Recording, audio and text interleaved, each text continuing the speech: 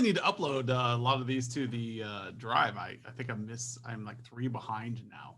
Ah, Um, Somebody was browsing the library the other day and like, where's the one from last week? I'm like, on my computer. So see Richard Bauer's online today. Glad he could make yeah. it in. Stay up late. Yeah, we've got so many joining the platform from the New Zealand and Australian market there. I'm a Yeah. little scary when, everything kind of comes in cycles. And so what's going to happen when we get more folks down in Richard's area, or those guys up in the UK? They're gonna have me strung out, like 18-hour days and stuff. So Yeah. Richard, you think you have to stay up late? Like over there, it's 4 a.m. ah So I think it's funny because like the newsletter comes out at noon based upon your time zone, and so I'll see like responses and auto replies and stuff come back around like midnight and 1 a.m. and it's interesting with the community here because we're so spread out. We got so many different people from a variety of places offering opinions, and we're getting feedback from them. And it appears that we're getting a lot. We've had a lot of people join the community from again Australia, New Zealand, and so the uh, the community is growing. And now we're gonna start thinking about like, what if we offer a community update that's for the other side of the globe? And so, oh yeah. well, uh, Richard, you've been around long enough. He can be the leader over there that's it. for that time zone. All right. So today, gap analysis is the hot topic. And what's fun about gap analysis in your life and business and everything is you're not quite certain you have a gap until somebody points it out. Because if you'd known, you would have fixed it. And so with your service audits, what's nice about using our service audit for like the first time around is that maybe Skip or somebody in the community has thought of a service offering that you didn't know was possible. Mm. And you're like, oh crap, why have we never done that? Because no one really had that. Or maybe you're working with some of the peer groups out there, or you're working with HGG or something similar, and you see that, oh my gosh, I should be doing that because it's really good.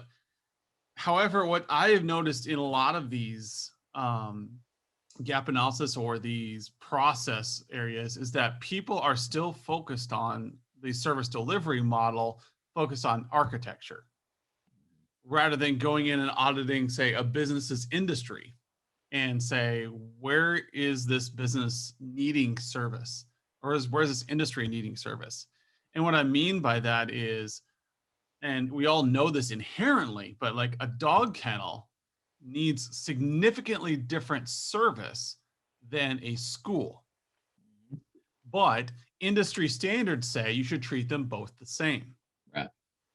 So I use these examples every once in a while because a dog kennel, you're like, why would a dog kennel need technology?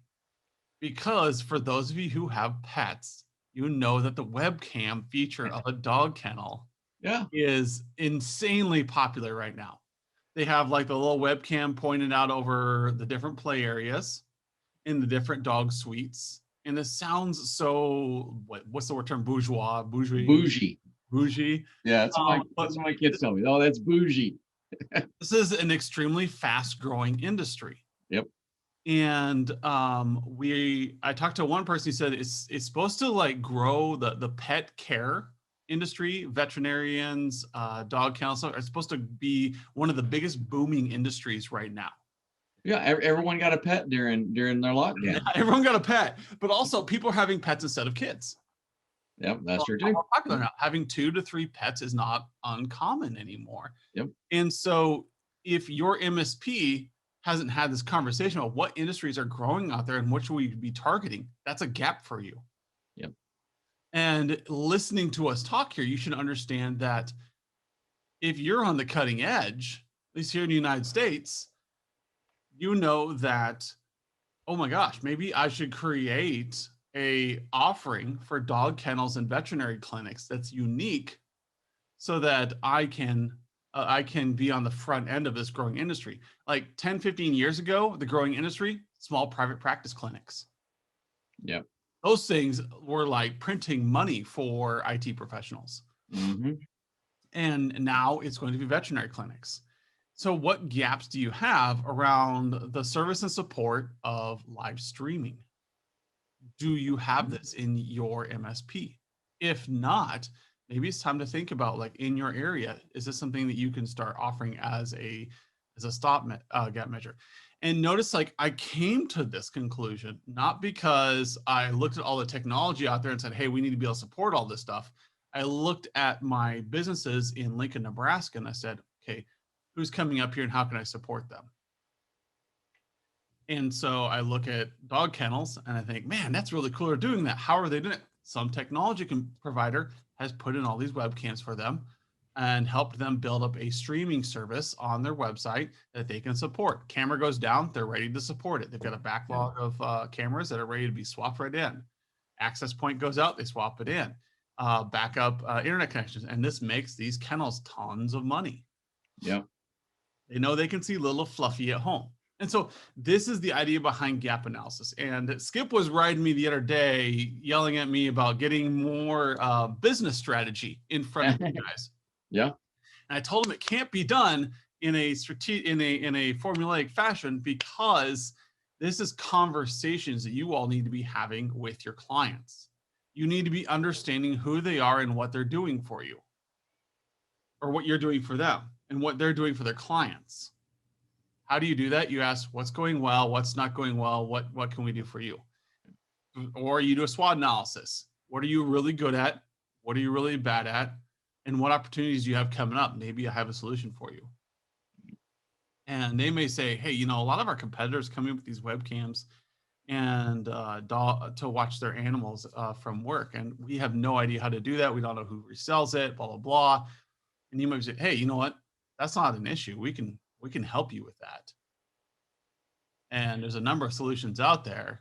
Here's the one that we provide. We can have it in place for $10,000 by, in 2 weeks.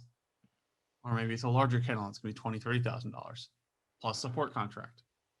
Well, here's the really important aspect of the gap analysis and the strategic analysis, and where there are gaps in that we can all understand this is a good idea. I don't think we're having to convince anybody. We're not twisting anybody's arm and trying to convince you that these kind of things are good ideas. Where we don't get the value for this is we don't have a way to implement this. We don't have something that takes this, reasonable idea and turns it into an action. And so that's what you're going to have to identify, whether you're doing a strategic gap analysis. And then when we get to that, through just our strategic interviews and, our executive sessions, our strategy sessions, you need to processize that. All right. Are you going to go down the SWOT route where you run a quick SWOT exercise with them? That's great. Where are you going to put that data? Do you have a process for explaining it and executing on that? Are you going to go to something as simple as what went well, what didn't go well, and where are you going? However you're going to break that out, you need a process for that. And then more specifically, what we're talking about in the services gap analysis, lots of times it's a review. All right. So we have a template out there for services, and you go through and you ask your client, this is your client, somebody you're already supporting that already has a contract with them. And every once in a while you go back and you check in with them. Do you need 24-hour support? Is that part of your business model? When you signed that client up 3 or 4 years ago, 24-hour support was, not a thought at all that they would have. But today their business may have changed and they're looking at that going, Yeah, I think we're calling you guys about every other weekend, and I think I'm getting an extra bill on that, and that's kind of getting painful.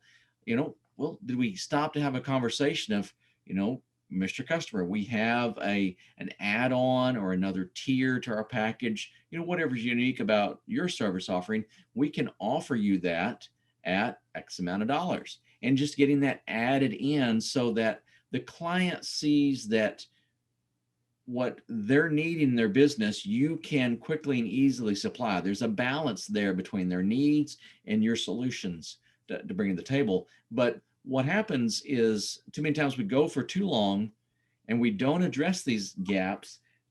And then the client comes in and says, oh, wow, we were down all weekend. We had this big push. We were trying to get all this stuff out by Monday, but the servers went down and we couldn't get a hold of any of you guys all weekend long. And, it cost us $10,000 because we missed our deadline. And you tell the client, oh, well, we have a 24-hour support package. You could have called us and we would have come out and taken care of that. And now they're mad, right? Because you had an easy fix to their problem, but the gap analysis had never been done. Did they need that? You didn't think they did. You didn't relay that. They didn't even know to ask for it. So now when they found out that all they had to do was ask it, then they would have gladly paid the money. It just creates a lot of discontent in that client relationship. So the gap analysis are really important to keep us on track with what our clients really need and what we can provide for them, and just keep that steady relationship building and growing regarding their technology.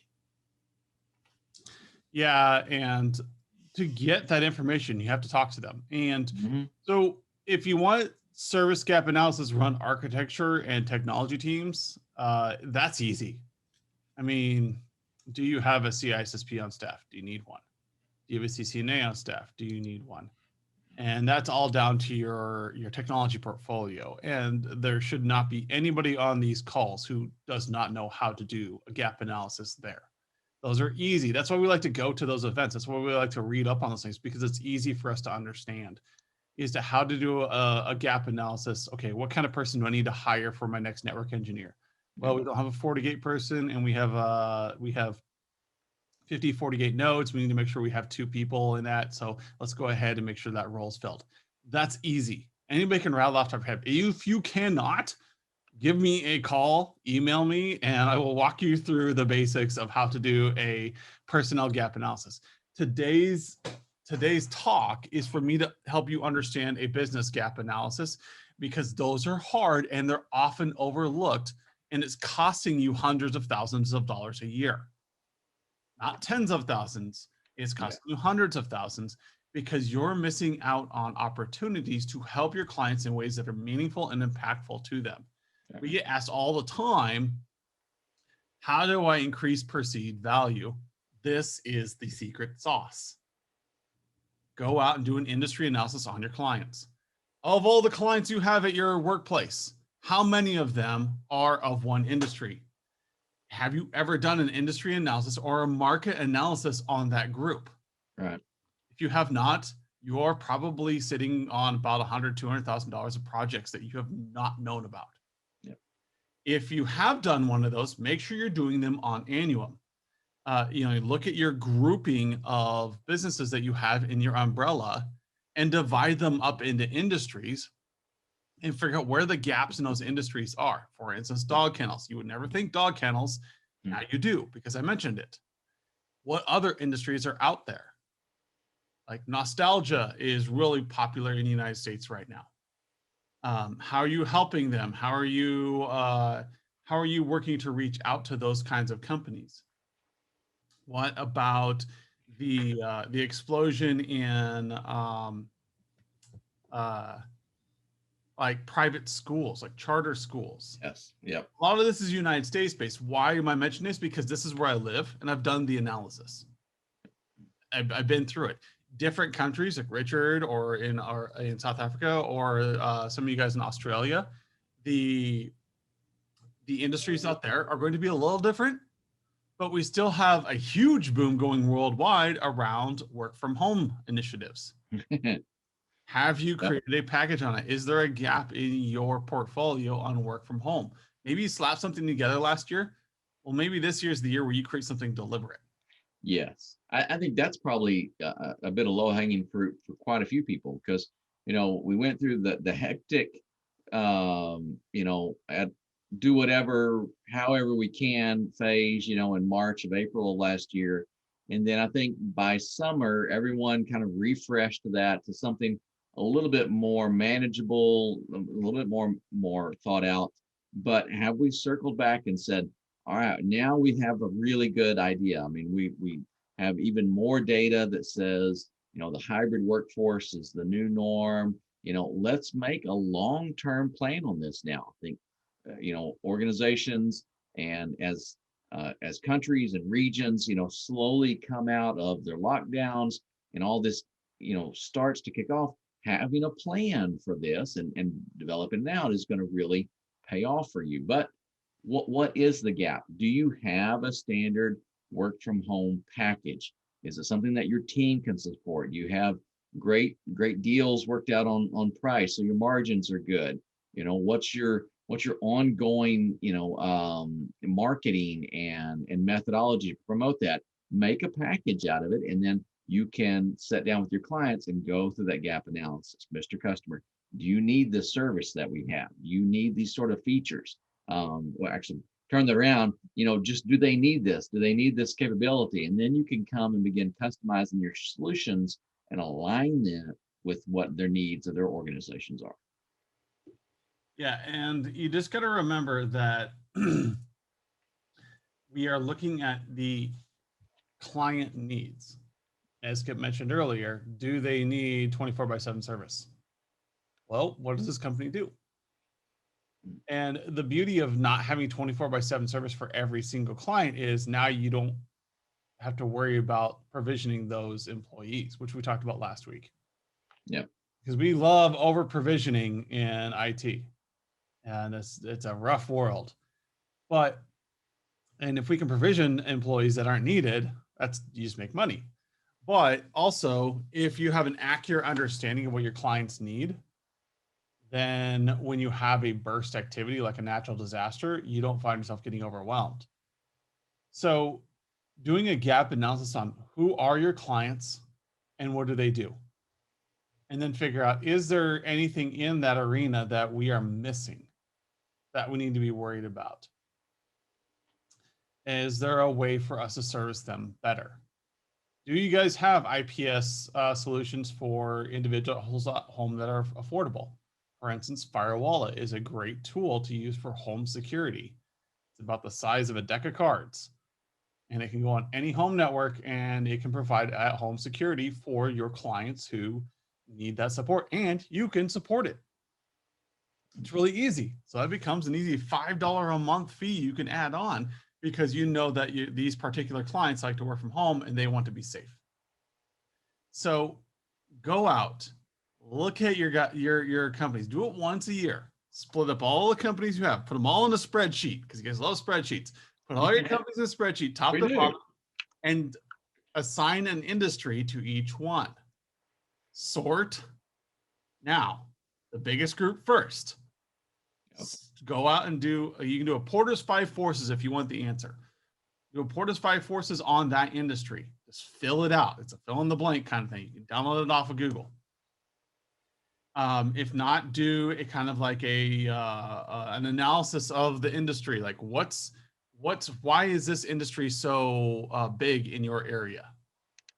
What pressures are on this industry to perform? What kind of cultures do they generally have? What are the goals of that industry? And then you can treat each person in there as individually as you want. But now you're going to see, and I guarantee you guys as engineers are going to put these puzzle pieces together that, oh my gosh, why aren't they doing this? Because a technology provider has not answered that question yet. It's really neat. Why haven't dog kennels been doing webcams for the past 30 years? They've been around. You've been able to buy webcams for your house security since forever. Yeah. Why haven't these been available? Because people did not think about it. It took a clever person to think outside the box that, hey, maybe I should be using more technology.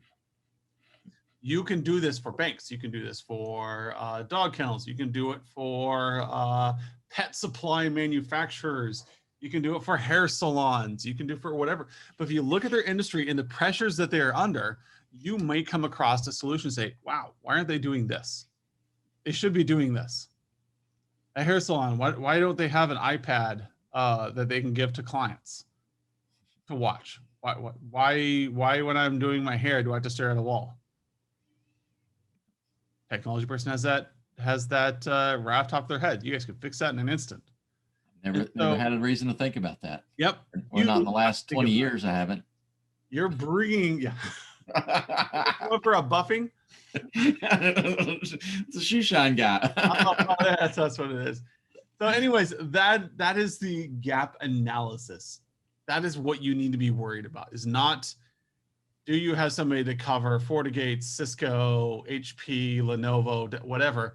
What you're looking at, what most of you are missing is, do you understand your clients, and do you have somebody in office that understands what they need? Do you have a process to discover what's going on in the industry so that you can make better decisions and hire the appropriate people to cover these gaps? Do you have, just to sum up, like, do you have somebody who really knows live streaming really well and how to get to a website in your office? No. Can you partner with somebody that does do that stuff? Yep. And you come up with some kind of deal? What is your next hire going to be? Do you need more networking people that need to support that kind of infrastructure? What about law offices that are looking at more EDMS and secure systems at home? Okay, how do we do that? Yeah. This is gap analysis from a management VCIO level.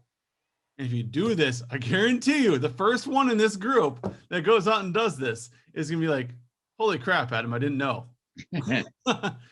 We came up with this great idea to do blah, blah, blah, blah, blah. I'm like, I love hearing those stories. I love hearing when you guys come up with creative ideas that say, we decided to do this all of a sudden. Like, yes, that's what happens when you actually understand your customers. You use technology to be able to start solving problems you did not know existed, that your customer did not know existed, and providing solutions that no one knew existed. We love that. Let's do more of it. So, all right, with that, I have nothing else to add on the terms of gap analysis. And next week, we should have a lot more people attending, and with all the new people onboarding. Yeah, hopefully get a little more feedback from the group coming up. It's pretty exciting. We have so many people joining, and it's just a matter of getting them in. Next week's topic, it looks like, is integrating with QBRs, and that's why there's always a ton of people whenever I talk about QBRs. Yep. So how do you integrate these gap analysis? How do you integrate your service audits with a QBR so that you can sell these in a more effective fashion? That's next week. We'll talk about that. It'll probably be a little bit longer of a conversation as we demo, like, how does this fit together? How do you push this into projects, and how do you pitch this to your clients? So we'll see you guys all next week. Enjoy your kids getting out of school this week and getting ready for the summer months. Sounds great. See you later. Bye.